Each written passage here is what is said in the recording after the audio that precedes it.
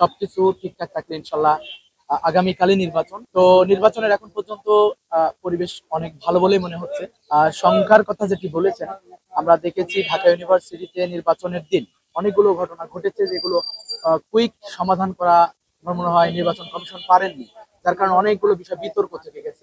শুরুতে আমরা দেখেছি ভোট গণনার ক্ষেত্রে 40 ঘন্টা সময় লেগেছে। আসলে এই জায়গায় আমরা বলেছি গতকালকে সংবাদ সম্মেলনে যে দুইটা বিষয়কে আমরা ফোকাস করেছি এবং আজকে আমরা ফোকাস করতে চাই যে বিশ্ববিদ্যালয় যে নির্বাচন কমিশন চাকসু নির্বাচনে, এই নির্বাচন কমিশন তারা কুইক রেসপন্স একটা টিম যেন রাখে। জাতীয় নির্বাচনগুলোতে আমরা দেখি যে সেখানে কুইক রেসপন্সের সুযোগ রয়েছে, সেখানে আইন শৃঙ্খলা বাহিনী থাকে, তারা সিদ্ধান্ত নিচ্ছে একজন ম্যাজিস্ট্রেটের, নির্বাহী ম্যাজিস্ট্রেটের আন্ডারে। তো আমরা চাই যে আচরণ বিধি লঙ্ঘন থেকে শুরু করে যে কোনো বিষয়, কোনো কেন্দ্রে যদি কোনো ঘটনা ঘটে তাৎক্ষণিক যেন কুইক রেসপন্স প্রার্থীরা এবং ভোটাররা পায়, এটা নিশ্চিত করা দরকার। আর 2 নম্বর বিষয় হলো যে আমরা চাই আমরা যেই তারিখে ভোট দিব সেই তারিখে যেন ফলাফল হয়। জাকসু নির্বাচন পরবর্তী সময় নিজ ক্যাম্পাসে ভোট দিয়েছে শিক্ষার্থী ভাই বোনেরা।